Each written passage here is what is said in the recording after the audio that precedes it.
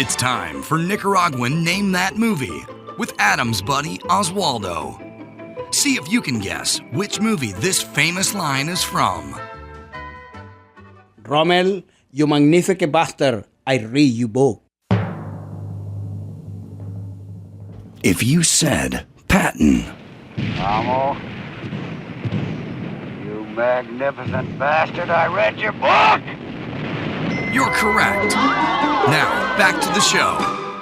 Oh, I miss Ozzy. Because I would say, Ozzy, it's book. It's not boo. And he'd go, boo. And I'd go, it's not boo. It's book.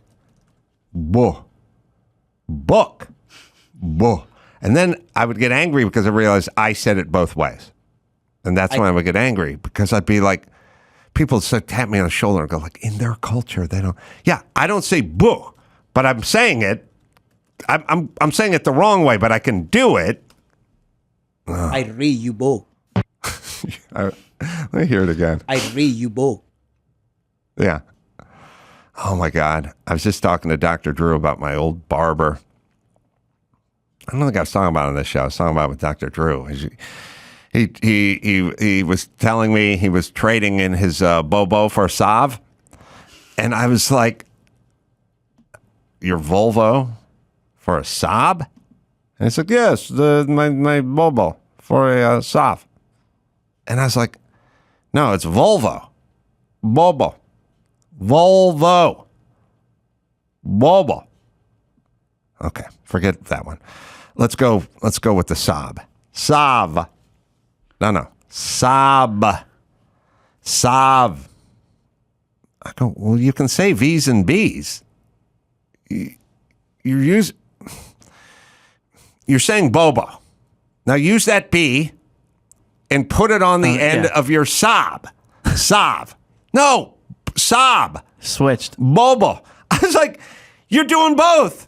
You're doing both. They're in the wrong spot. Just take the... You're capable of making that noise. Take the V from the end of Sav, which is Saab, and put it at the beginning of Volvo. Bobo. Okay, Sav. I was like, I made him put a pencil in his mouth.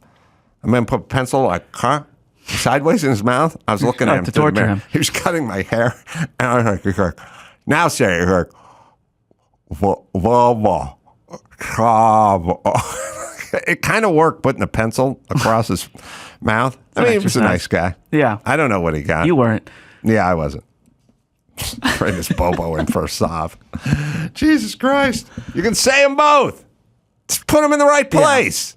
Yeah. I don't know. It's hard to say. Like, I know. I'm sorry. I'm angry.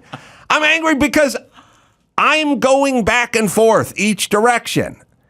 Look, I get there's certain letters that we as Americans can't say. Like, I can't say like French words. Like, if you tell me to repeat something in French. I get it. But he could say V and he could say B.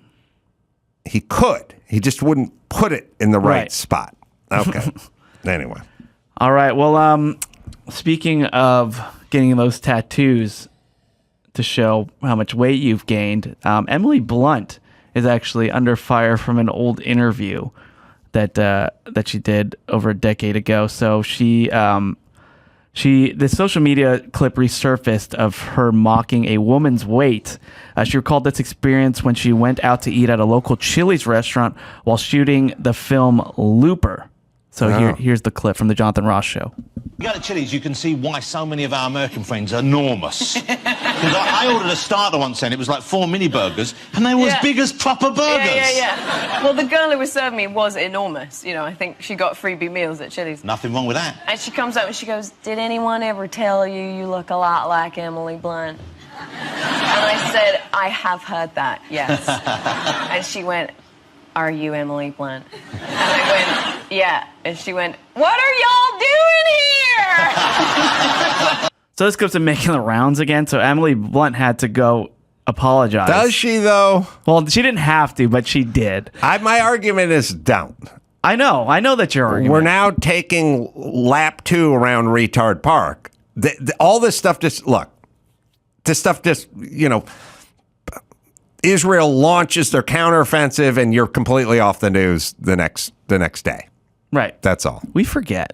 we forget things. So yeah, just let it go and it'll die down. I mean, yeah, it's interesting how PR teams handle these kinds of things. I think there's a problem with PR teams, and I'll tell you why. First off, Emily Blunt is a delight. I spent half the night at Kimmel's house, some Christmas party or something, X amount of years ago, just talking to her. And she's a delight. Cool. She's fun. She's talented. She was a ballerina, I think. She's amazing. She's awesome. A great actress and everything else. She's a delight. So PR teams, you have to hire them, and then you pay them a lot of money, and then they need to do something. So this is my theory on, it's like, he's an officer of diversity and equity who works for the University of Southern California, and he gets paid $331,000 a year. Well, that guy has to now walk around and find shit. That's his job.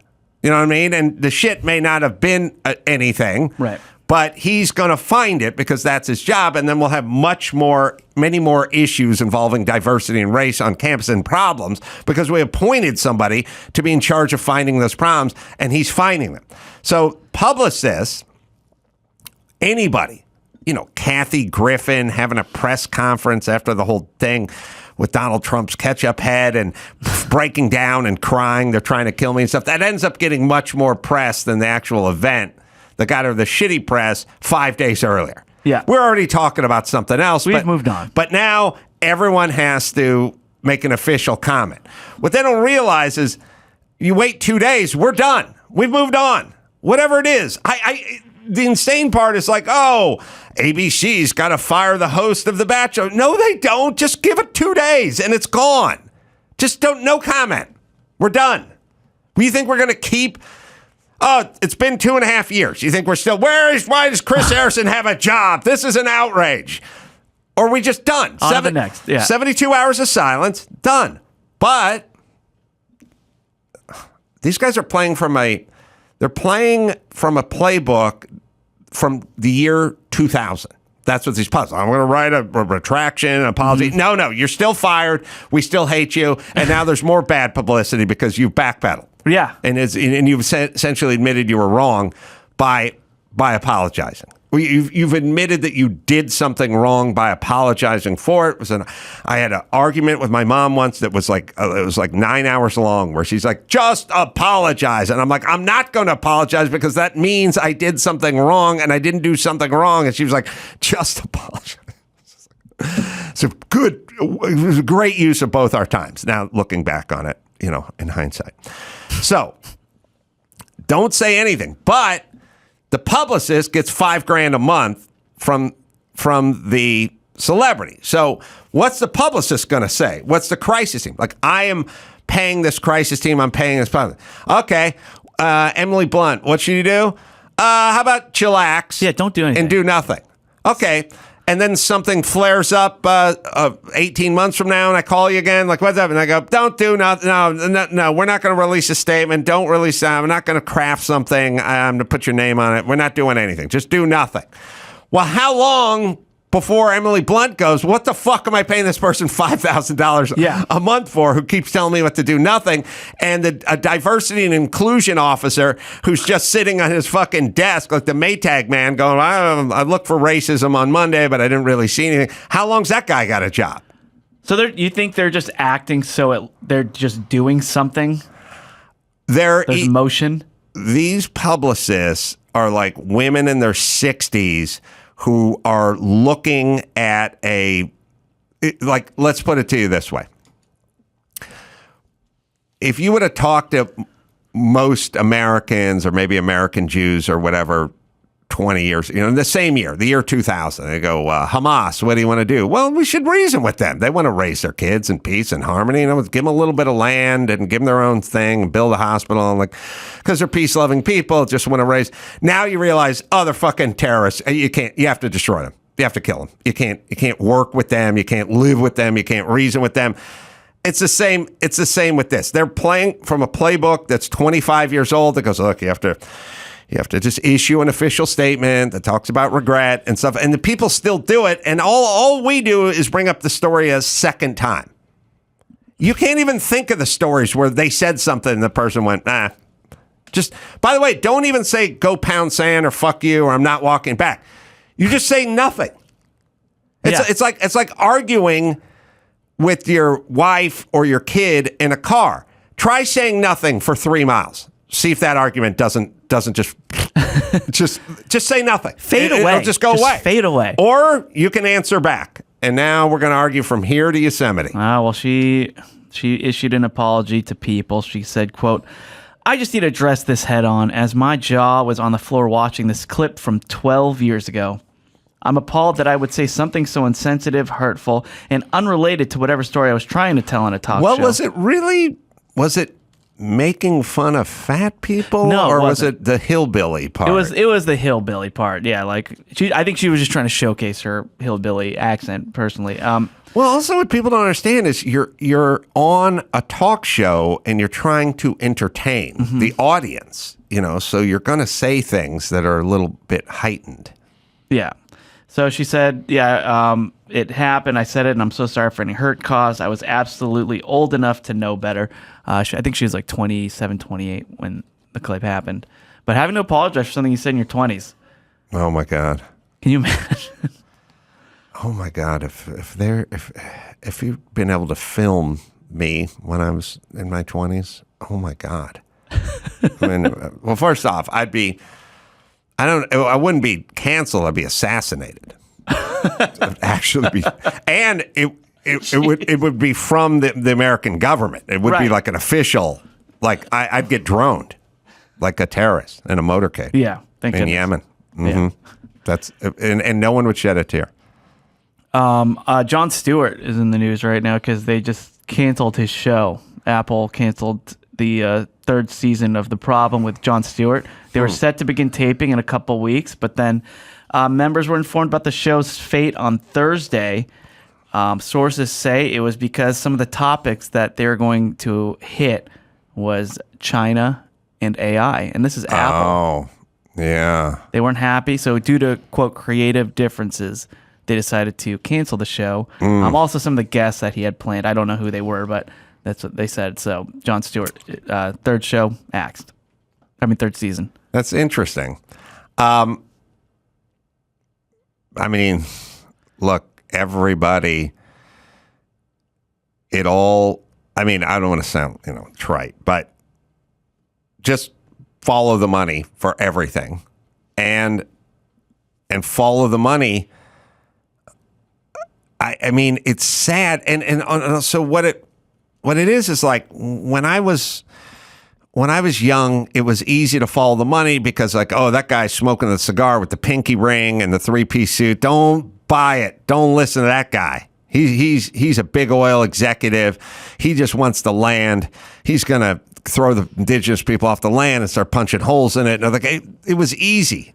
It was kind of easy to figure out who was who, and so now corporations, big corporations have figured out that we can't have Apple, our guy, what's his name?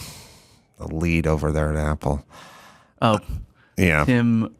Yeah. Cook. Tim Cook. Yeah. Tim Cook. I was gonna say Tim Apple. Like what Trump we called gotta dress him like a sort of sagely lesbian. No Rolex watch, no pinky rings, no 3-piece suits. You're gonna wear sort of we're going to tone you down, right, and we're going to get you some sensible frames, and then you're going to get up there and sound good, and you're going to talk a lot about inclusion and diversity. We're going to talk like, Subaru, what's your main business? We make attack helicopters for the Japanese government. Okay, well, no, we're not going to talk about that.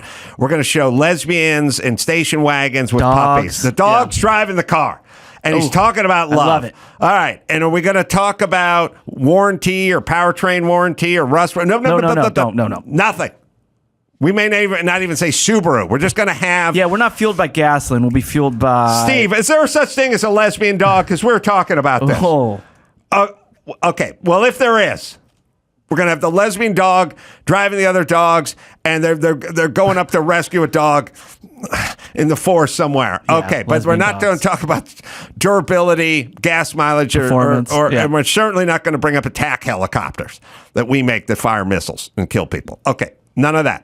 Every one of these motherfucking companies has figured this out. You know what I mean? Like, hey, the NBA, we'll just write like end hate or something on our floors, or end racism or something like that. But we're doing business with China big time. Big fucking time. We'll do it. And it's all money.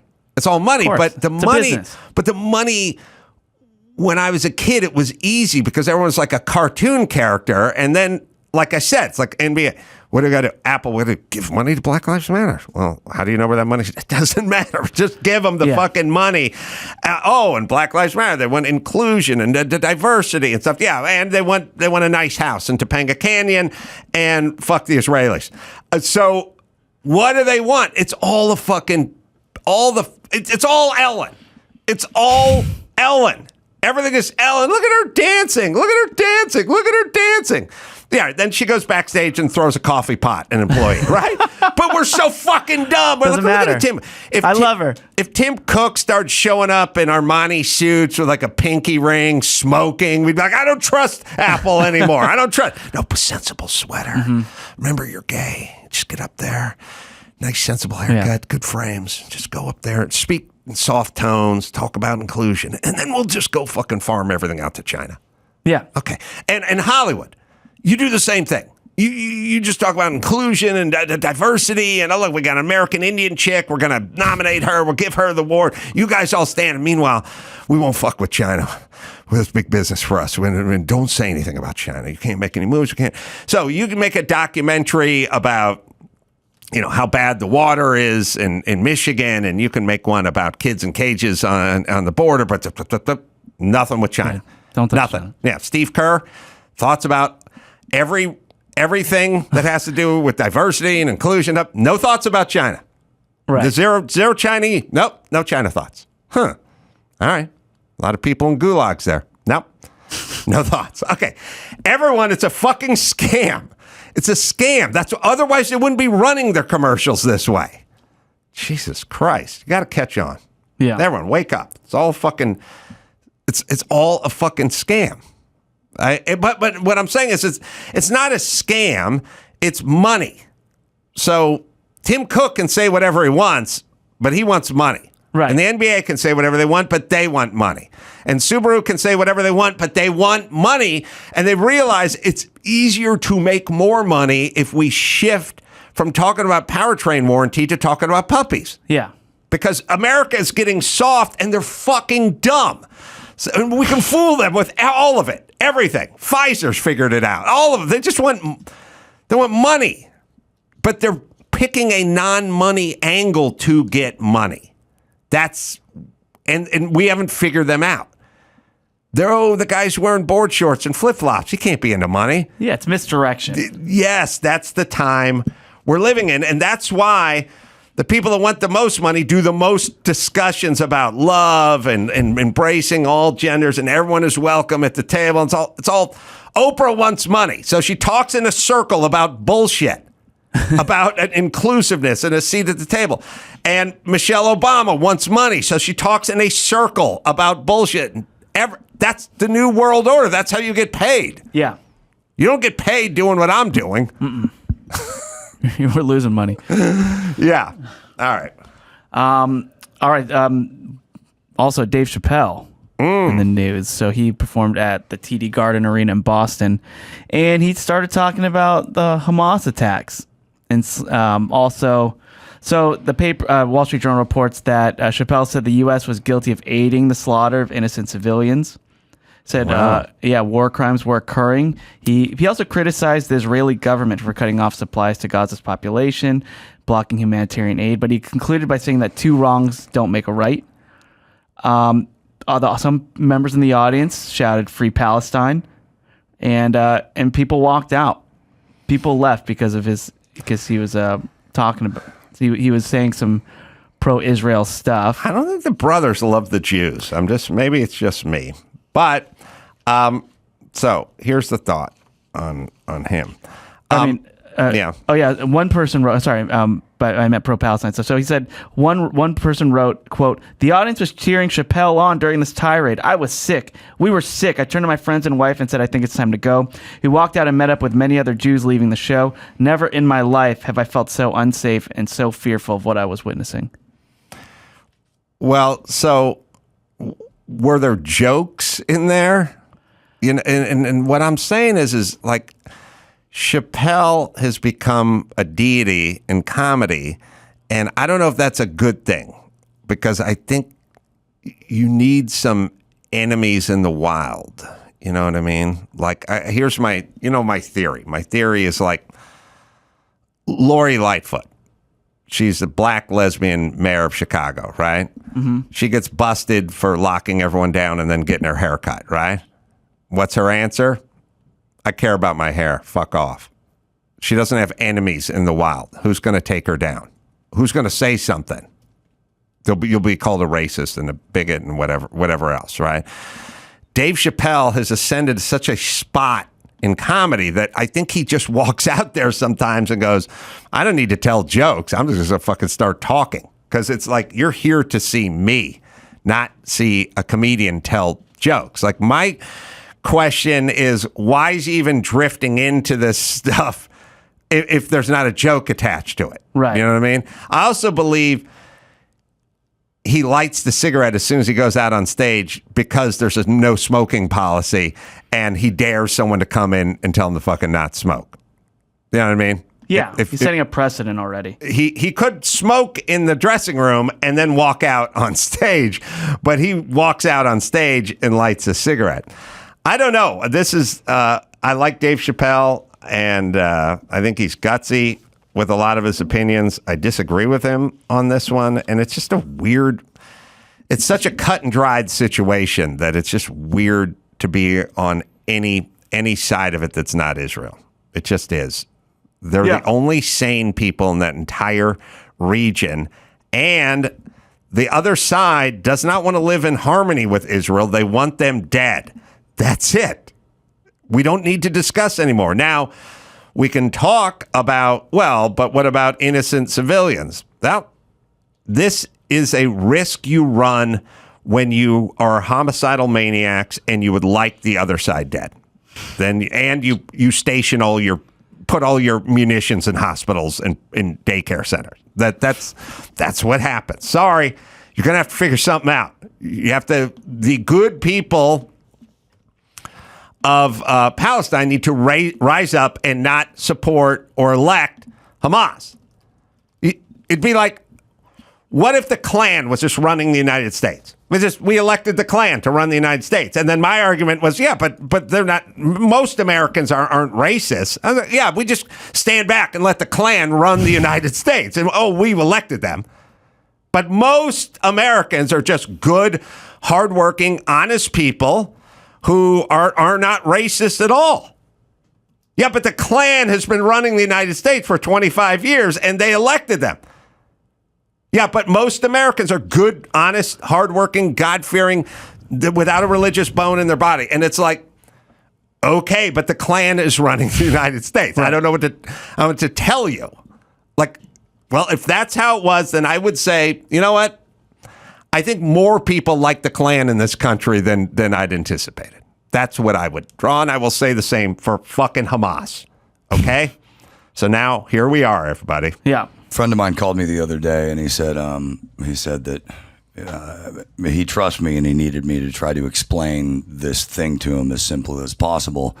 And I told him, imagine someone comes to your house and kills your dog, and then you go find him and you beat the fucking living shit out of him, and you finally stop because they beg for mercy and everybody around is going, let him off the hook. And then next week he comes back to your house and kills your other dog. Are you just explaining him John Wick? That's exactly correct. And then does it 18 times. Yeah. And on the 19th time, when you say, now I have to kill this guy, everyone goes, oh, this is, it's not too wrong, so make a right. It's like, what do you mean? He came into my yard and he killed my dog. Right. Now, and the first 18 times, I did let him go. Yeah. Now, we need to kill him. That's where we're at, everybody. It's avoidable, but it's not avoidable if Hamas is going to be Hamas and you're going to let them run Palestine.